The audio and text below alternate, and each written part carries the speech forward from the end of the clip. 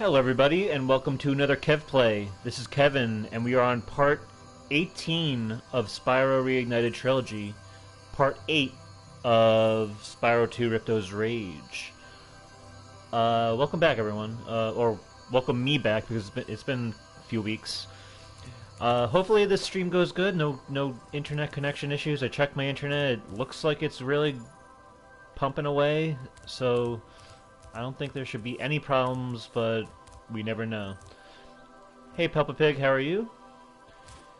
Last time I finished Scorch Up, we found out that I guess Gretchen and Greta, or what is it, Gretel and Hansel or whatever, they're like demon spawn kids that take out the bad guys. And yeah, we're back. I guess I'll go straight to Breeze Harbor.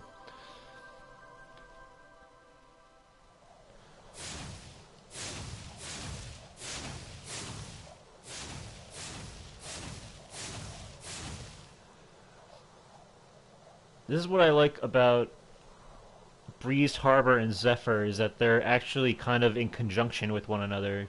You're helping one, you'll see.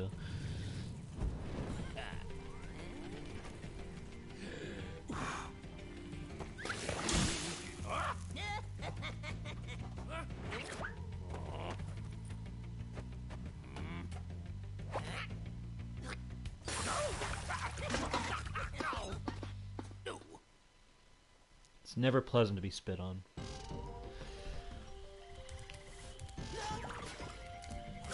Yeah, but basically this level is like these like goober people are the enemies, and you're helping out the birds. Whereas Zephyr, it's the other way around. You're helping out the goober people. I guess they're kind of like bugs or worms or big fat larvae. And it's a battle against the birds in Zephyr. So I kind of like how that.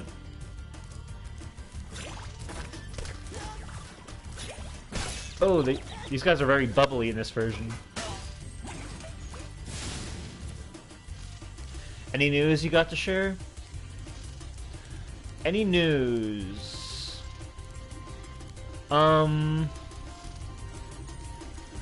Nothing. Actually, look, before I go anywhere, let me go over here and talk to this guy. This is a weird level where it makes you glide to this little platform in order to get the scoop on what's going on here. Please excuse the mess, Spyro. We are currently suffering from a land blubber infestation. First they put out the fires in our boilers, and now they've shut down our ship too. If you could stoke up the fires under the boilers, I'm sure you could make your way to the ship. The steam from the boilers will activate our highly advanced machinery. Nice. If you could stoke up the fire...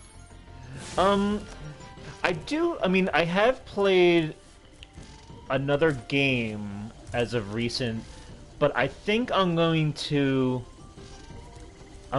to talk about it just yet, because it's actually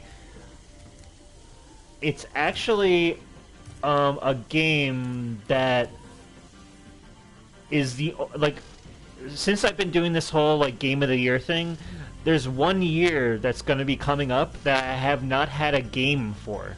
I've never played a game in this year, and coincidentally the next game I wanted to play after Horizon Forbidden West was this game, and it actually exists in that year. So it's the only game that I will have played in that year. So I think I'm just going to reveal that when I get to it. But it's a really good game, I have to say. I had a lot of fun with it.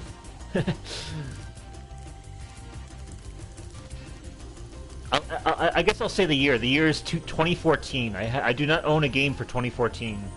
And this game, it definitely holds its own. Even though it's just the one game I played in that year, it's definitely I feel like if there were several games in the list, this is a contender of like one of my more recent favorite games that I've played. Other than that, though, oh yeah, you know what? I do have some news. I hopped back into Crash Bandicoot 4, and I managed to find a gem by... Here's the thing. I still have hidden gems to find that are hidden in the level, and I refuse still to this day to look up where they are. I want the challenge of trying to, like, study the map and see what little hints there are that might, like, show where a gem might be or whatever. And that way, when I stumble across one, it's more rewarding. And I managed to do that finally in, what is that level? The level where you're, like, on the alien planet, and you ride that little alien little thing. I forgot what it's called. That level's called. But I basically found I finally found the hidden gem I needed in order to get all the gems. It was the last gem I needed for both the inverted and the regular mode for that, and it was just awesome. Yeah, I can't remember playing a 2014 game. I found everything. Yeah, Crash Landed. I managed to, and it was so rewarding because I was like, I mean, you've already played the game, so I'll just say it. If anyone doesn't want to hear this, who's probably not even listening, you know, just, you know, skip ahead a minute or something. But it was when you had to go upside down when you're going forward. You had to, like, go upside down, and you're on this, like, pink slippery goo ground. While you're upside down or whatever, and I'm like looking, I'm realizing that, like, they made it so that the ground goes backwards again, and there's a nitro there or something, and I'm like, why would I go backwards? Like, why would I even touch that nitro if I'm supposed to go forward? And that's what I ended up doing. I started going backward. I was like, you know what, this might be something, because, you know, ever since I played, like, Crash 2, you know that if they put or even Crash 1, if they put a hazard, then the game expects you to go that way for some reason. So I ended up coming back towards the screen, and then I was like, you know what? I'm gonna jump off this ledge, and I'm gonna press R2 and reverse my center of gravity, and then it worked. I literally floated up, and I found this little secret area, and that's where the gem was. It was so, like, it was such a nice little, like, surprise. And I also did a relic, you know, because I barely do relics in Crash 4, but I managed to get the gold relic in that first like desert Mad Max like level. I think it's grinding away or something with grinding, where you have that first grinding rail or whatever. And so I managed to, like, perfect that one as well, even though it's not a platinum. But I at least, you know what? At the moment, I'm just, if I can manage to get any relic, I'm happy, because the levels are very long. They expect a lot out of you in the trial and error, so I'm happy taking my time with this game. I'm so sorry, but you need those. I know. That's the thing. As someone who likes to platinum games in general, you actually need the platinums, especially for 100%. But you know what? I just, like, I feel like I'm a prisoner in a cell block, and I have a little chisel, and it's like I'm just chiseling away at the wall every weekend, just a little bit, and I'm fine with that, you know. I still enjoy the game. It's still a fun game to come back to after however long it's been out for now. These guys are really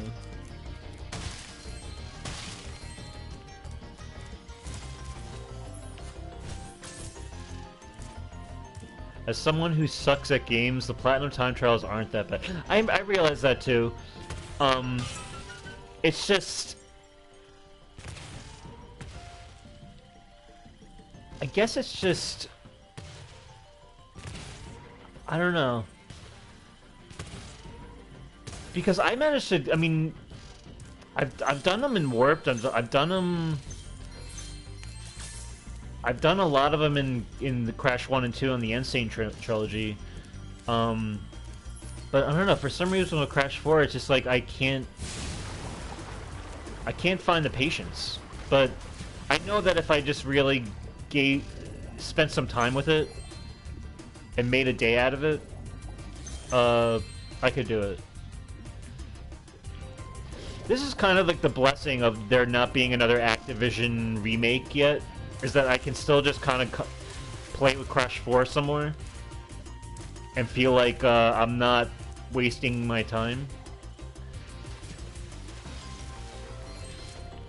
I mean, that's the one thing I'm grateful for, is that Activision at least, even though like you can say the inverted part of it is all padding, but they give you a lot of content to work with.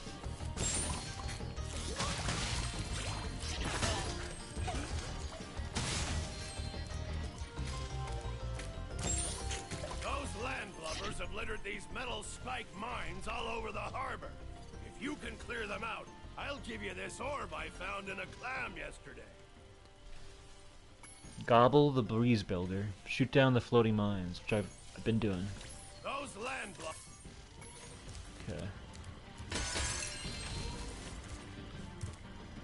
This level is also notorious for the trolley, trouble with the trolley, which is pretty much a meme in Spyro community, in the Spyro community, I guess.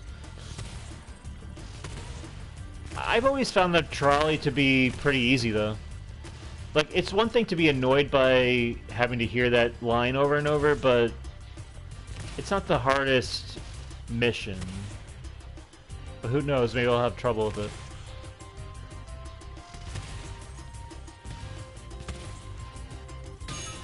There we go. Completely forgot about it.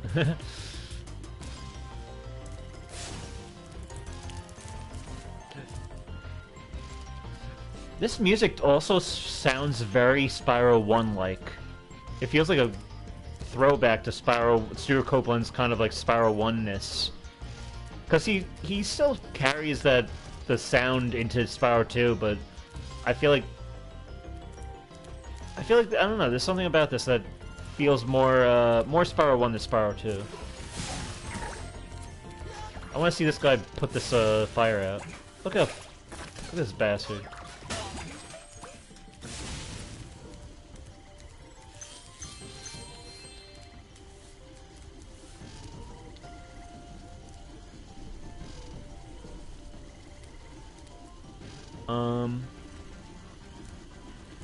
So I heard Square Enix got bought out by Embracer Group, or at least a division of Square Enix was. I think Tomb Raider. I don't know. I mean, I don't actually have any Square Enix games. I've never played any Square Enix games. I know they lean more towards like the Eastern, more like Japanese type games, but which is usually not my jam, unless it's like a more Western appealing game, like say like Pokemon or Mega Man or something. We forgot about that. For $300 million though, that's, it kind of blows the whole Activision 70 was it 70 billion or 70 million? Yeah, it was 70 billion, right? For Activision? I think, right?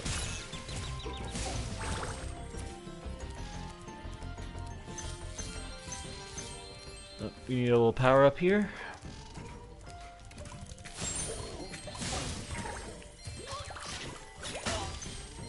I think Square Enix is selling some of their IP, yeah, to Embracer, yeah.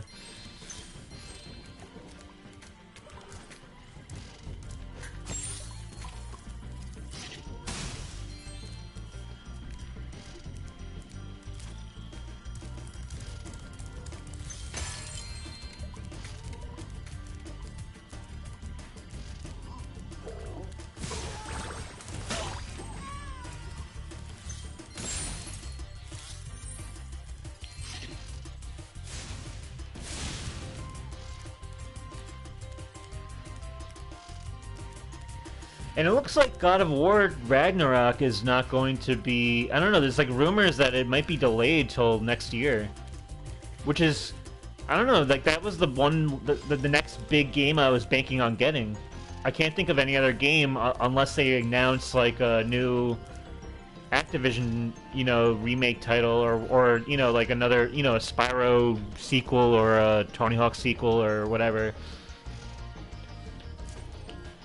Why do you think it's a good thing for that acquisition?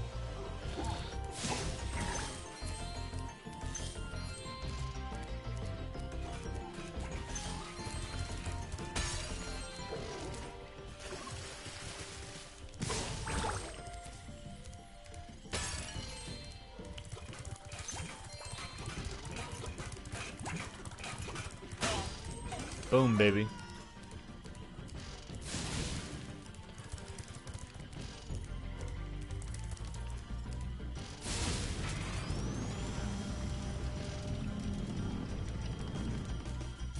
I really love the idea that we're on a ship, right? And it's like a flying... I don't know, it's cool. Very video game-like.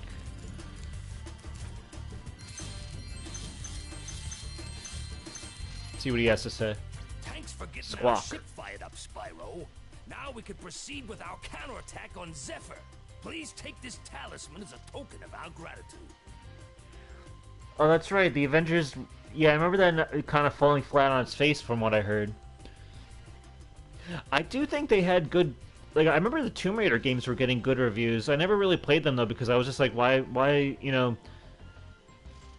I'd rather play, like, an Uncharted, really. Like, Uncharted really filled that space for that kind of, like, treasure hunting, exploration type, you know, vibe. Even Chloe Frazer in Lost Legacy, you know, was kind of a more likable... I mean, I don't know. I've never really got to know Lara Croft in the new Tomb Raiders, but I've heard good things, so... Thanks for getting our ship fired up. Alright.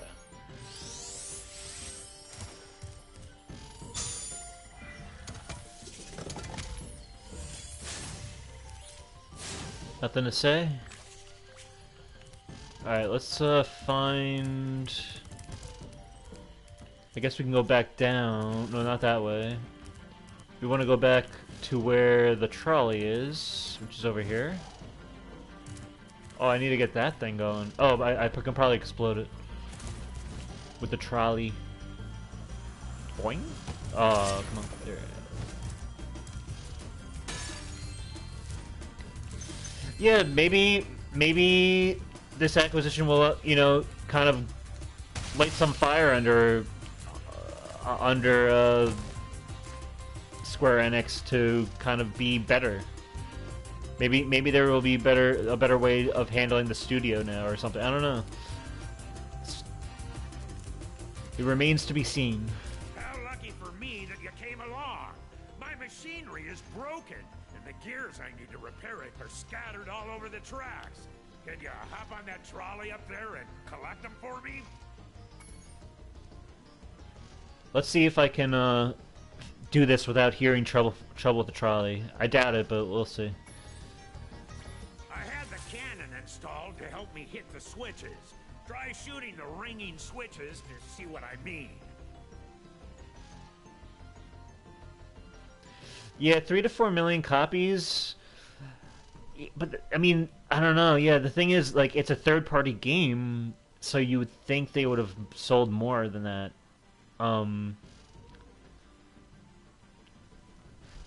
But that is respectable. But yeah, yeah. I don't know if that would have been enough. All right, let's try this without screwing it up.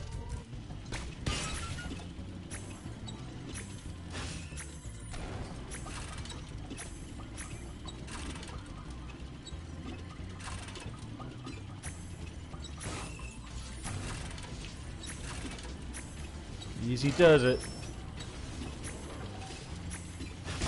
Oh, too late. Trouble with the trolley, eh? Well, use the left stick to change lanes. Press the jump button to jump. Press the attack button to fire the cannon.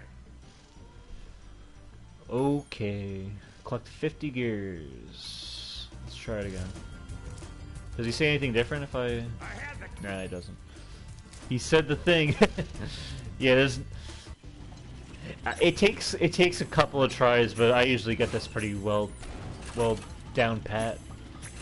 But we'll see. Maybe I'm wrong. Maybe I'm rusty.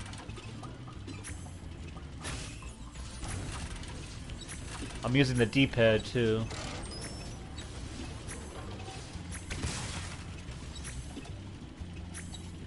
Okay. Switch track. Oh no, I pressed the wrong button.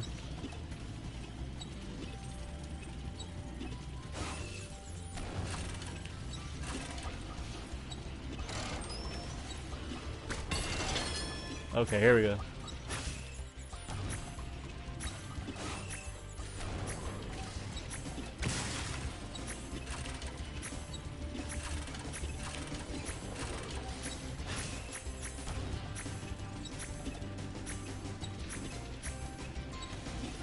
Keep it left.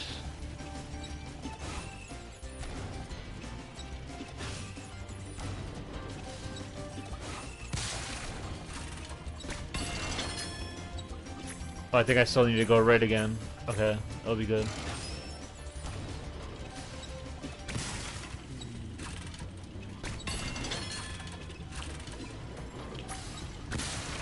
I got this. Oh, did I miss that thing? I missed it because I jumped over it.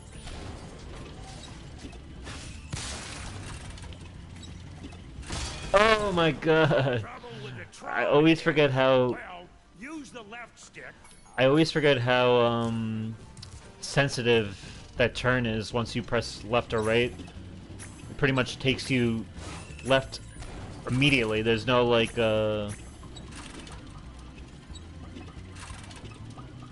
there's no like delay in your turn or anything. It's like immediate.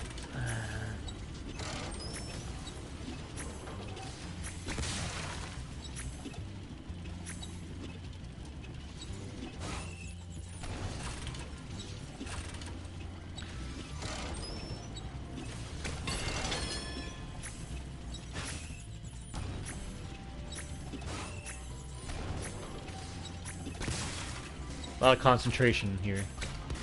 Oh shit. I'll go left this time. That time I think I was able to... Was that the one I jumped over last time?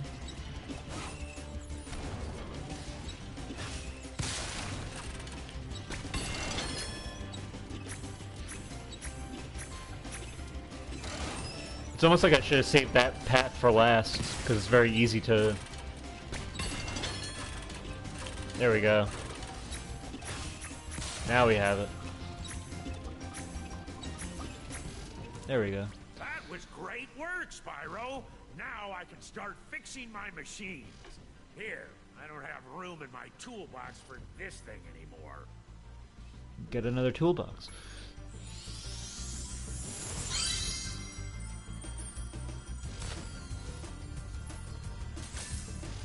I had the cannon installed to help me. You still telling me about that damn cannon? Alright, let's mosey on. But oh, here's the thing we exploded. I think we still... Oh yeah, I think I need to go back and get that Oh, whoa, whoa, whoa, whoa. Whoa. I forgot about these guys.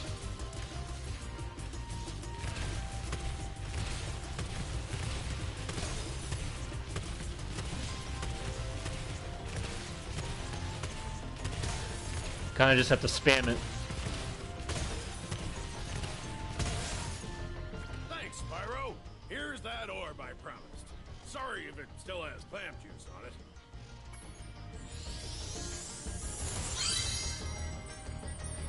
Nice.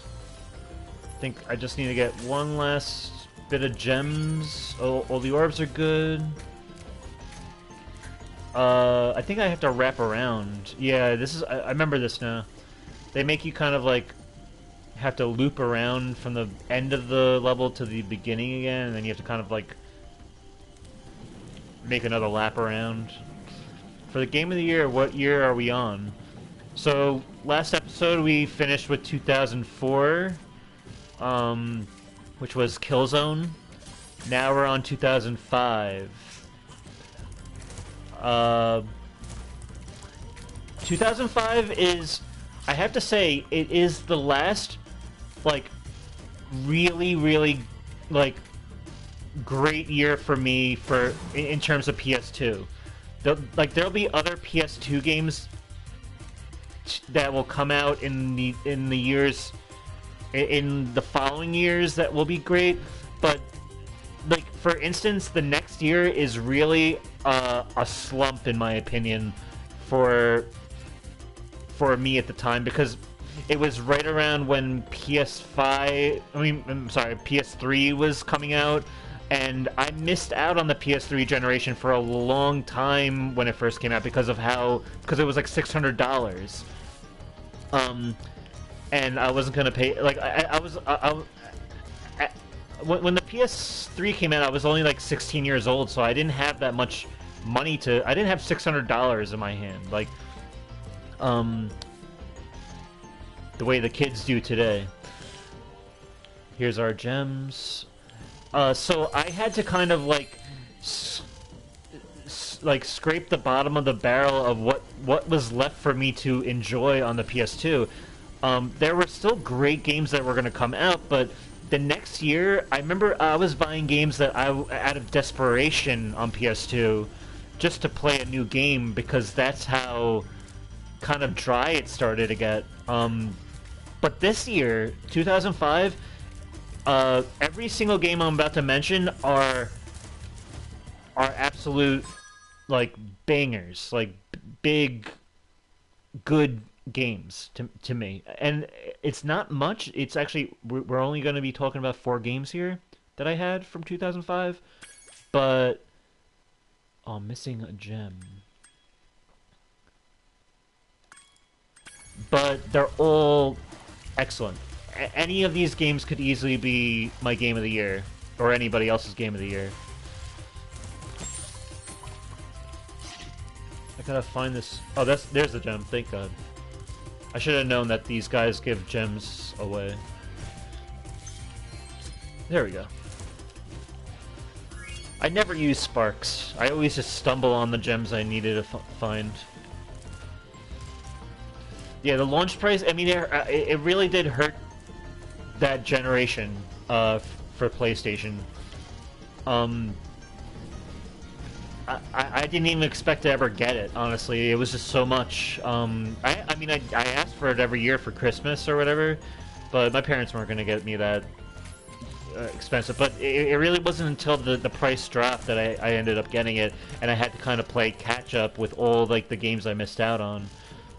But yeah, this next 2005, this is like this, like, it's not the swan song yet for the PS2, but it's probably the last really strong year for PS2 that I had. Figure we'll mosey on out of here.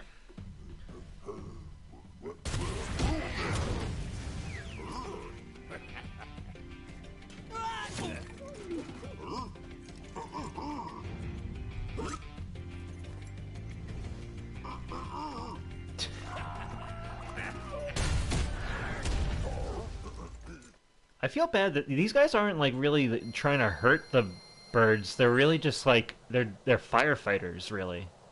Like, so I don't know. It's like to villainize a bunch of firefighters. I guess they're putting out their machinery and stuff, but, like, they're not really, like, harming anybody. They'll spit water on your face. That's it.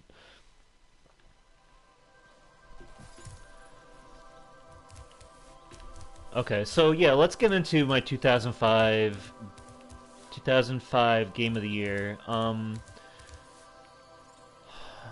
know what? Let me go to Crystal Glacier, because I feel like it's a more calming level to talk about my 2005. I guess I mean, I'll start with the first game that I think was my.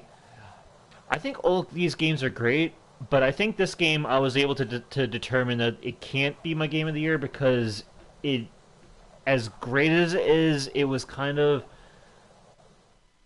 Uh, I'll I'll continue that in a sec.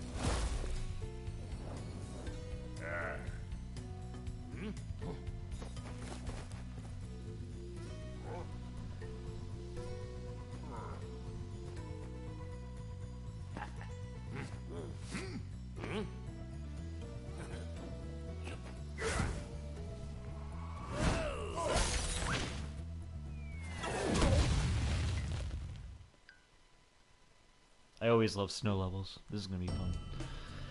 So yeah, so this first game I'll talk about, it's kind of the end of the era for this franchise in terms of it's really like the last very solid game by this company and by this kind of series that I've been very much a fan of, as you know, and that is Tony Hawk's American Wasteland. It's the last very good Tony Hawk game. It's just like Tony Hawk's Underground and Tony Hawk's Underground 2. It has a story mode. It's a little out there. It's kind of like you have to like collect. You basically you're new in LA. Like you're basically trying to make it on your own, and Spyro, the ice wizards have imprisoned our leader, Shaman Tuck. Can you help us rescue him? It is urgent. He has our tickets to tonight's hockey game in Colossus Valley. oh, I love the continuity between levels in this game. So yeah, Tony Hawk's American Wasteland. You're basically new. Like you create your character. You're new in LA. You're going to you're trying to make it as a skater, I guess, trying to get some money going, and then you meet some people, some cool people, kind of like a ragtag of friends, and kind of like a nice love interest too, and you start like tearing it up in like between like Beverly Hills and Hollywood and Sandy. What is it? I think San Diego or something like that, and then like basically a bunch of places in California. Like you're basically in California, in LA, yeah, in Los Angeles, East LA. Like, and it's the first Tony Hawk game where it's a seamless open world, in a way, in that every level, instead of selecting a level where you're loaded into each level, you're like all the levels are connected to each other. Between like basically like in order to get from one level to another, you go through like a little subway system or like some kind of like little like tunnel or something, and it would lead you into the next level. That way, when you want to play multiplayer, you have the actual level for every different area, but when you play the story mode, you're in this big open world LA. That was kind of the big draw for Tony Hawk's American Wasteland, is that there was no loading. And they kind of cheat that though back in PS2 days, where it's like when you're going from level to level, you're skating through kind of like in a little like tunnel, and the game's basically loading as you're going through. But it's not like Vice City where like you would go across the bridge and all of a sudden like a loading screen would pop up. It was actually pretty seamless. It was very much like Jak and Daxter, where the Jak and Daxter, the first game, where the whole game is an open world and there's no loading. And I think Jak 2 and Jak 3 managed to do that too without any loading, right? But I remember Jak and Daxter, the first game, was like the first game that really did that. But this game was really good. It still played great. One of the cool things about the story too is that you would collect like pieces of like the city, and you were using it to kind of like make a new kind of like your own little club skate park or whatever. Like you would take little things from different parts of each city, and you would like throw it into this what was called the skate ranch, and you would build on it, and you would make this really cool like makeshift skate park, which was like awesome by the end of the game. But If you get on the catapult, we'll help you across the chasm. greatly appreciated.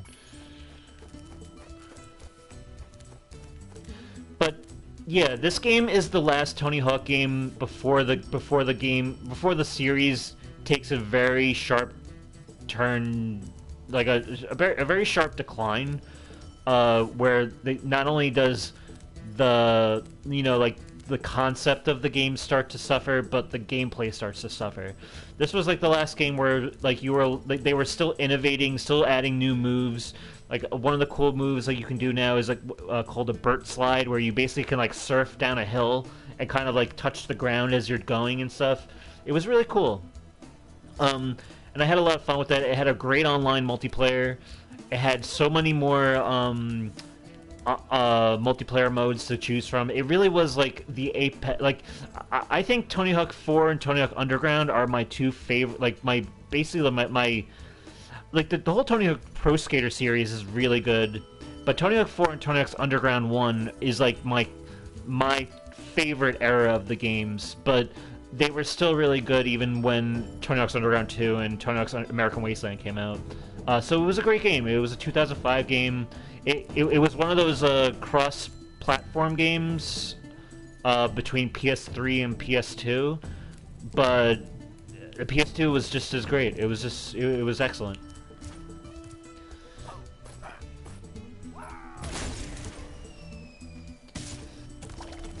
I think it was more of an Xbox 360 game. I'm not sure if it actually was on PS3, but yeah, it was. I had it for PS2 though.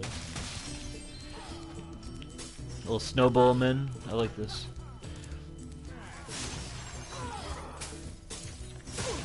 But yeah, so there's that. Then the next game I would say that was very excellent was it was the third game in this series that I've been playing, and that is SOCOM 3: U.S. Navy SEALs. This is really like an era in the PS2's life cycle where developers were starting to experiment with what they already established. Like I said, like Tony Hawk had like this seamless open world now, whereas SOCOM 3 made their levels bigger, more expansive in multiplayer, and you were also able to do more things now. You were able to swim, which was something you were never able to do in SOCOM 2 or 1 or 2. You were able to swim underwater, and you were able to get into vehicles and drive vehicles and ride passenger. It was basically like PS2's Halo in terms of getting in and out of a car in a multiplayer game. And that goes for it wasn't just cars either. I mean, it was like a kind of like a Warthog Jeep thing. You got tanks, and you also had boats, like U-boats, or not U-boat, but like basically like a kind of like a fan boat that you were able to use. You were also able to use like convoy trucks and stuff. It really was a big, expansive game. Watch! We'll help you climb this wall up ahead.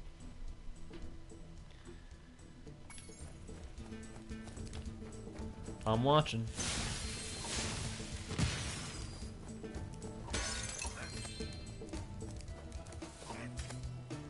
These guys will just do anything for you. But yeah, so SOCOM 3, it was kind of a game changer though, because SOCOM 1 and 2 were very much the same formula. It was an 8-on-8 multiplayer.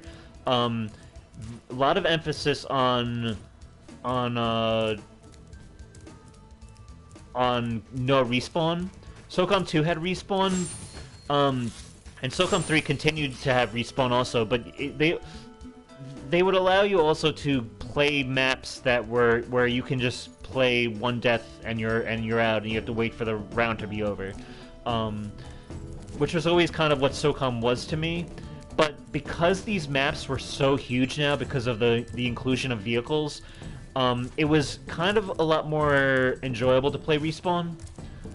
Because even when you died, you had so much more. it was so few and far between, but before you would actually come across an enemy, even though it was up to 32 players in an online map. But I used to love this game. I used to play this game into the wee hours of the night. I remember one of my favorite things I would do is I would get like a rocket launcher where you only had like 2 shots to fire, and I would hide in like the kind of like the, I guess like the war-torn city area, like where like you can kind of like hide in like one of like the buildings or whatever, or like you know, kind of like hide in a nice little bush or something, and I would wait for like the huge like the enemy tank to come by, and I would just destroy it. And it was so much fun. It felt like you were doing something. Like every little thing in that game. It was just. I remember one of my favorite memories from that game is, I think it was called Devil's Road. Was the online multiplayer map? It was kind of like a desert terrain area, kind of like a Middle Eastern area, and one of the things I would do is I would park all the vehicles on this big hill. I would take like all the convoy trucks, the jeeps, everything. I would put them all on this hill, and I would start planting mines around the vehicles. And I would wait in this bush, and I would just wait for an enemy to start walking up the hill, get into a vehicle, and then try to ramp themselves off the hill that was completely covered with mines to their own ignorance or whatever. And I would just laugh my ass off for hours because it was just like it was just one after one. Like everybody just wanted to get into a vehicle, but they were so desperate that they'd never look to see that there were landmines there. And if they survived the explosion, they would fall flat on their face off the cliff, and then I would run out of the bush and just like finish them off. And it's such a funny memory that I have that I would just do like ad nauseum. But yeah, SOCOM 3 was a really great game. It's really the last really great SOCOM game, I'd say. I mean, it strayed a lot from SOCOM 1 and 2, and a lot of people will say that SOCOM 3 isn't a game that they particularly enjoyed compared to those two. But I enjoyed it a lot. I still thought it played well. It really is the last game by Zipper Interactive, other than Combined Assault, which I never really played. SOCOM Combined Assault, which kind of adds more levels and it has a different campaign or whatever. But it was the last Zipper Interactive SOCOM game that was really excellent. Because the next SOCOM game for PS3, there were two for PS3. They just were not received well at all. I had one of them and I played them, and then the servers got shut down, and I was just like, you know what, I could see why Sony didn't really put too much trust in this game anymore, because it felt like the series started to be more like Call of Duty. But yeah, SOCOM 3 and Tony Hawk's American Wasteland, really two great games for this year. Hello there, Spyro. I could arrange for you to cross this bridge for a small fee. 200 gems. I got so many. Oh, thank you. Okay, I'll be here if you change your mind. I'll come back. Oh, I have to still get enemies, actually. Hello there, Spyro. I could arrange for you to cross this bridge. Thank you, Spyro. Now I can buy that condo in Hurricos I've been wanting for so long. Go ahead across the bridge. I love that Moneybags wants a condo in Hurricos. Hurricos is like the most like depressing level. Of course he wants to go there. Like he has all this money, he doesn't even know what to do with it. Like he's looking in the wrong direction if you want a condo in Hurricos.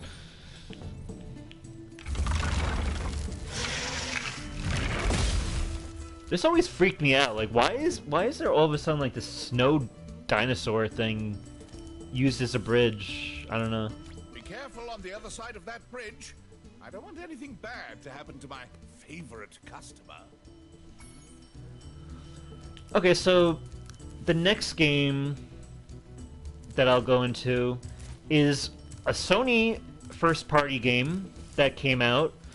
And I don't think I got this game until, like I said, the next couple of years when PS2 was just in this drought, or more like I was in a drought, and PS2 was in a drought because PS3 was the next big thing in 2006. So PS2, like a lot of like the first-party developers were not really making any more games for them for PS2, but one team was, and I honestly at the time I only knew about this game through a demo disc that I somehow had. I don't even know how I had it. I think you know what it is? I think I got it sent in the mail for free by Sony. And honestly, this is good marketing if that's the case, because it completely won me over. It basically, I was playing as this guy on this ship, and all of a sudden he was gonna take down like these like skeleton guys, and then there was like a Hydra, and that's where my love for God of War came to be. It's the first God of War game. This game is excellent. To this day, it's excellent. You know, even though it's not 2018's God of War, the more like top, kind of arcadey, top down, not top down, but like, one of the more, you know what I mean? Like it's even though God of War, the PS2 God of War is played differently, than what we're used to in the PS4 one, they're still amazing. I still even think Kratos is an interesting character, even though a lot of people just consider him to be this angry, constantly yelling guy. I still think he was an awesome character for that time, and proved to be kind of a beloved PlayStation character in general, up until during the PS3 era and all that. God of War was really great. That Hydra battle on the demo disc really won me over. I know I don't normally play these type of games. The dude, that's true. I think he was the first real anti-hero that I ever played a video game as, from what I can tell. Because I mean, I guess you can consider Joel from The Last of Us an anti-hero. But yeah, or you know what? I guess the first anti-hero that I ever played as was my 1995 Game of the Year, which is Twisted Metal, where any character you choose to play as is, you know, they have their own motives, but they're, at the end of the day, they're blowing people up in cars. So for David Jaffe, who's the creator of Twisted Metal, to create God of War with the kind of that same concept of just this asshole, you know, like you said, he killed his family. He just wants to destroy everything. He he uses women as objects. Everything. Everyone's expendable to him as long as he can get his revenge on Ares, the god of war. So that was for 15-year-old, 16-year-old me. That was a new thing to play a character like that. Even by that time, I wasn't even really watching any like shows that would TV shows with anti-heroes at the time either. I think those guys could have got me out of here without rolling a 2-ton snowball onto my head. Here, take this crystal. I traded some hockey tickets for it. But I remember playing God of War. Thank God this was a time before trophies, because I know they have this on PS3, I think too, like a PS3 collection where you can get trophies. But this is a game that I don't think I played it on the hardest mode, and I think I on the hardest mode, I got to the last boss, which was Ares or whatever, the Ares fight. But what one of the things that kind of like is really hard about that last fight is that if you don't have the proper if you didn't collect the proper kind of like upgrades by the time you get to that fight, there's really no turning back. There's no way you can revert your save, or you basically have to start the game all over again if you didn't collect all the Phoenix feathers that give you the best magic, or the Gorgon eyes to give you the best health, or the power, the red orbs or whatever that will give you that power and stuff. So I don't think I had enough power at the end of the game, or resources basically, in order to really finish that fight. I think I remember always getting stuck on the last battle where you're fighting a bunch of like different versions of yourself, and that part just gets so overwhelming at a certain point that it really is on the hardest difficulty. It really is hard. I don't think I ever was able to beat it, but I enjoyed it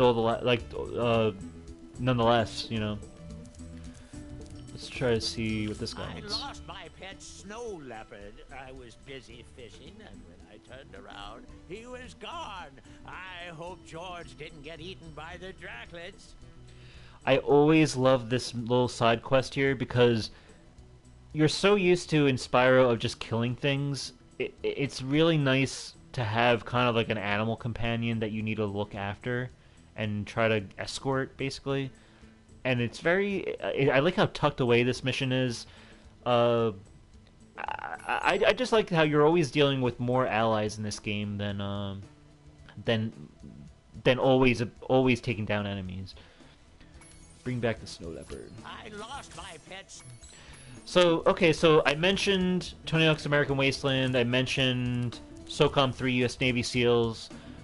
I mentioned God of War. All of these games were big hitters. They really were. But the last game here, which is my game of the year, is a game that not many people...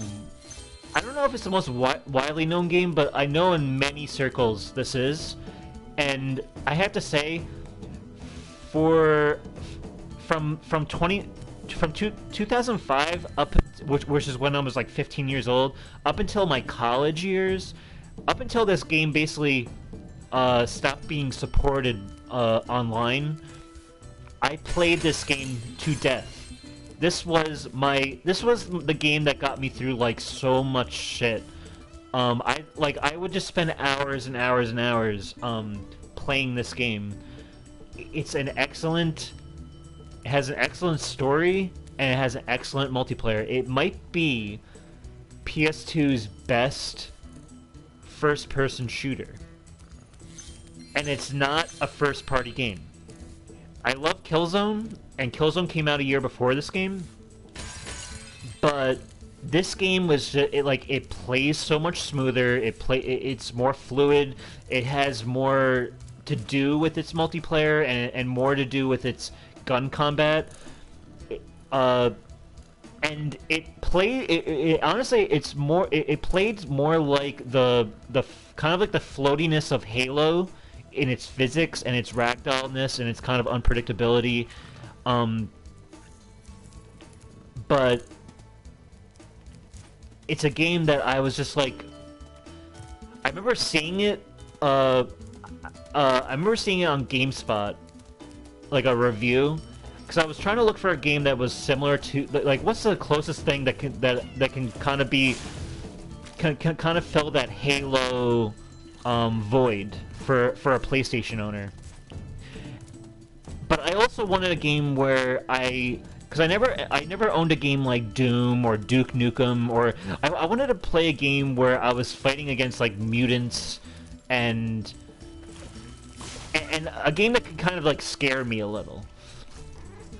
And this game was one of those games. So I'll just come right out and say it. And by the way, the company that makes this game went out of business, and that's Midway West. Midway Austin, I think. It was an Austin team in Austin or whatever. But basically, this game is Area 51 for PS2. It's an excellent game. This game, if you YouTube Area 51 PS2, you are likely to find me playing the game online in an online match. If you look for an online match, my name is Huts123. You are likely to find me there because I played this game ad nauseum to the point where the community knew me. Everybody in the Area 51 community knows me. This game, I guess I'll talk about the. And by the way, I love this leopard. I'll talk about the story first, which is really awesome. Is that you're basically like an Area 50, like you're basically assigned to go into Area 51 because there's been there's kind of a mystery that surrounds it, but there's something that's gone wrong in Area 51, and you're appointed to go down and figure out what the hell happened. So you have your own squad. You're playing as the person who does the voice for the player that you for the character that you play as is David Duchovny from the X-Files. You play as Ethan Cole. Your partner is voiced by Nolan North, aka Nathan Drake. And you have two other guys in your squad too. Your commander is Powers Booth, who's famous for the HBO show Deadwood. You found George. I'm so glad he's safe.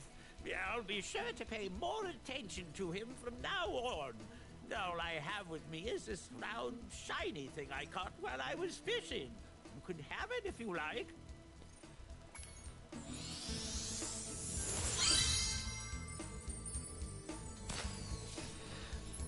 There we go. So, yeah. So your commander is voiced by Powers Booth.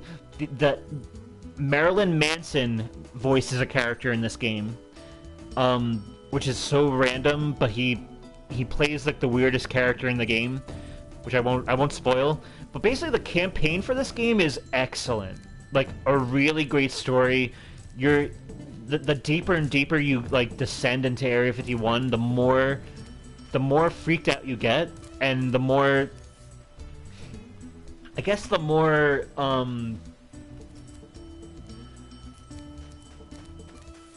insane it gets. And it's one of those games where it's like you have this squad of 4 with you, but anyone can die at any time. It's kind of like a horror movie when you play it. But it's excellent. The story is excellent. It honestly, like, out of so many first-person shooter campaigns, it's still one of my favorites. Out of Halo and the first Killzone. And then you have the multiplayer, which was extraordinary. First of all, you have split screen, two-player split screen, which was good. It wasn't 4-player, but I'll take it two-player. That's fine. The online though, 16 players. Huge maps, like you can have like zero gravity. You would use all these crazy grenades, like kind of like plasma grenades and stuff, and you were able to dual wield your weapons, like dual wield shotguns and stuff. And you were able to turn into a mutant. So if you want to be a human, you can do that. If you want to be a mutant, all you had to do is press up on your D-pad and you change into a mutant. One of the cool things was kind of like a zombie mode, which was called Infection, which I was like the king at. Like basically, you're trying to be the last survivor. Everyone's killing each other. This is like one of the first Infection modes before it really becomes popular. Let's talk to this guy. We used to give guided tours of these caves, but now they're infested with multiplying Draclets.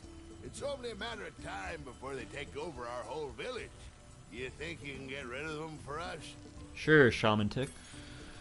Actually, looks too scary. Okay, I understand. It's a very tough job. Some of our bravest villagers have already been eaten.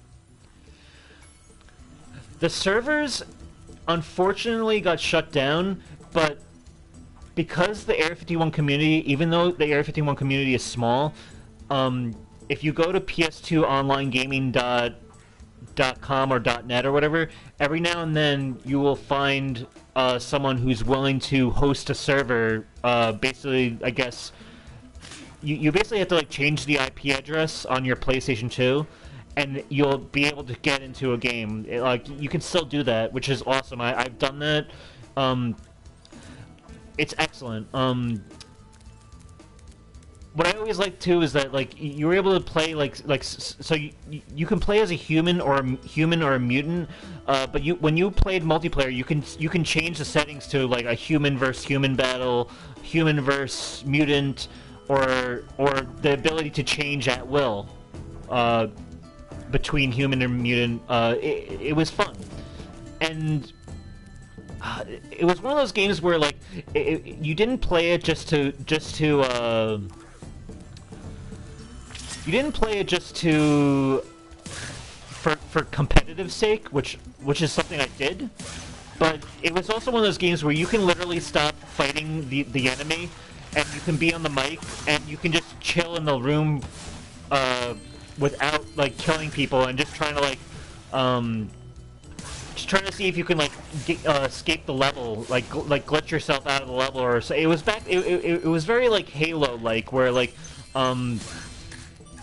there was almost like a community just for glitches alone, and that kind of fun stuff. I don't know if I'm gushing about this game. I don't know if I can really describe how incredible it was. Like everything, like all like the customization options you had for game types, and for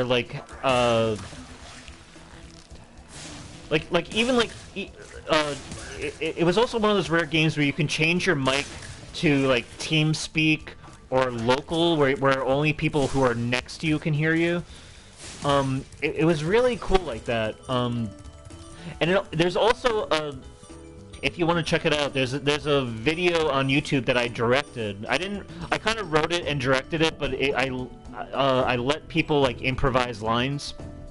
And it's basically like a 10-minute short film, like a zombie movie, that we filmed, like kind of like using like just like using like a capture card, and we told kind of like this little like 10-minute zombie story, and it's still kind of like a popular video if you look for it. It's called Lab Experiment Failure.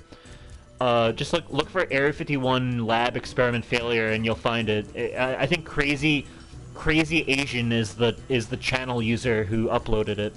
But basically, I was the one who kind of like was able to get like a bunch of people online to cooperate and film scenes and say lines, and I remember it being like one of the hardest things to do, because it's really hard to like from your like bedroom to direct a bunch of people who just want to play the game.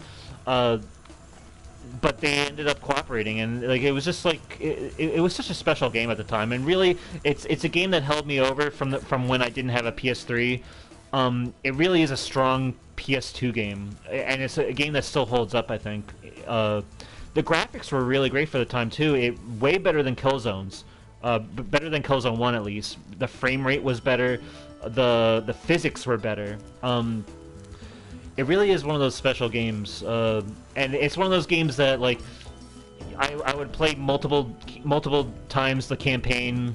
I would play it on its hardest difficulty. If you played it on the hardest difficulty, you would unlock like the alien skin, like kind of like a gray alien skin, and then you can use that for multiplayer.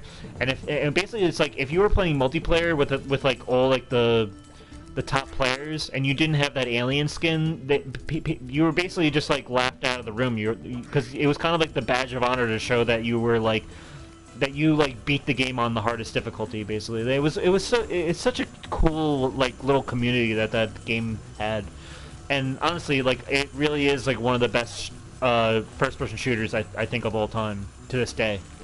Not only just for PS2, but like I mean I know there's a lot that have been more like first-person shooters have been more refined in the future, but I think this game is still very special, just the same way as Halo Combat Evolved or Half-Life or any of those like very well-renowned shooters. Let's see if I can get these Draclets before I leave. But yeah, 2005, Area 51 is my game of the year, no question. Like which is, I know it's surprising because it's like, you know, it's a third-party game. It also existed on Xbox. You know, you would think that I would pick Tony Hawk or SOCOM or God of War of all things, but really Area 51 was just such a great game. So to recap, 1995, Twisted Metal. 1996, Crash Bandicoot. 1997, Crash Bandicoot 2. 1998, Spyro the Dragon.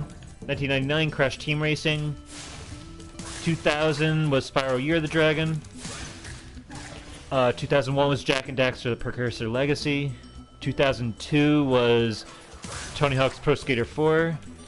2003 was The Simpsons Hit and Run. 2004 was Killzone, and 2005 is Area 51.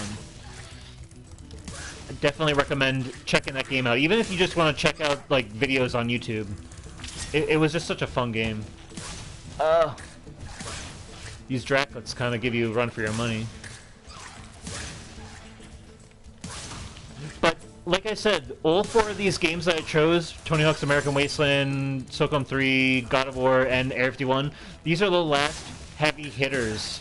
This is the last year I'd say where like where there were like several amazing games all in one year. 2000, you're gonna see, and when I talk about 2006, you're gonna be surprised by the games I mentioned because it really was.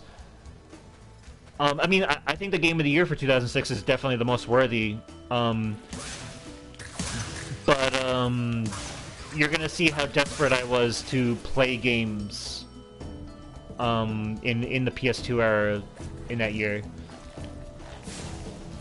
But you know what? I'm kind of glad that it was a slow year because it gave me more time with the games from 2005 and 2004 and that whole backlog. So I really want to take these Draclets out. They keep respawning.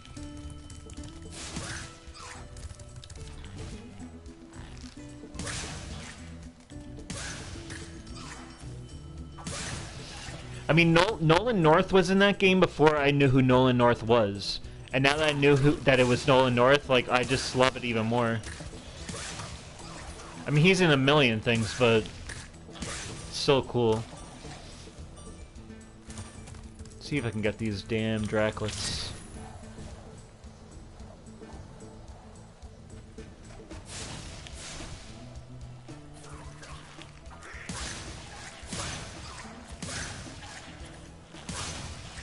Should be on a better track to get these guys now.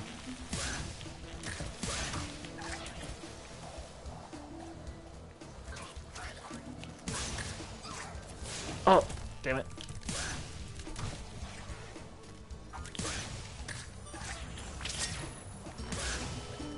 See if I can get them. They just keeps. Where's this other guy?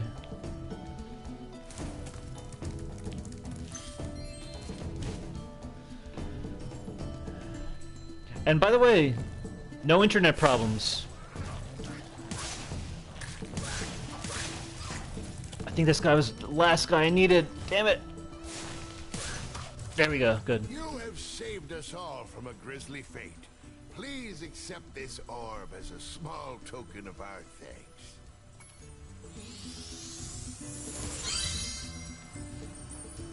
There we go. I'll also make sure you get free snow cones whenever you visit us. Awesome. All orbs. Let me get these gems, I'd say, and then I should be able to complete this level. Oh, there we go. That's all it is. 100% complete. I guess I'll go up. I didn't need the whirlwind. I could have flew, I think, but whatever. Alright, let's just at least end it here.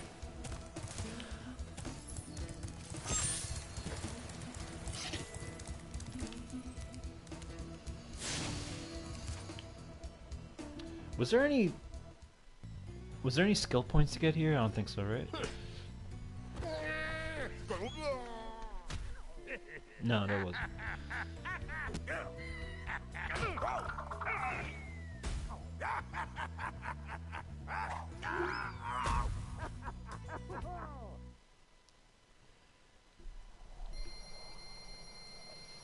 A lot of these characters have a lot of.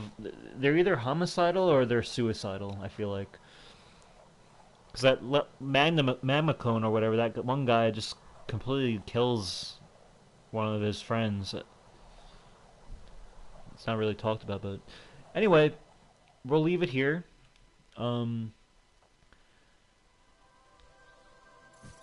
If anyone out there wants to take it upon themselves to like, comment, or subscribe, that's greatly appreciated. In the meantime, stay healthy, stay safe, keep on gaming, and I'll catch you next time. Bye, Peppa Pig. Have a good one, Peppa Pig. Thanks for hanging out. Peace, everyone.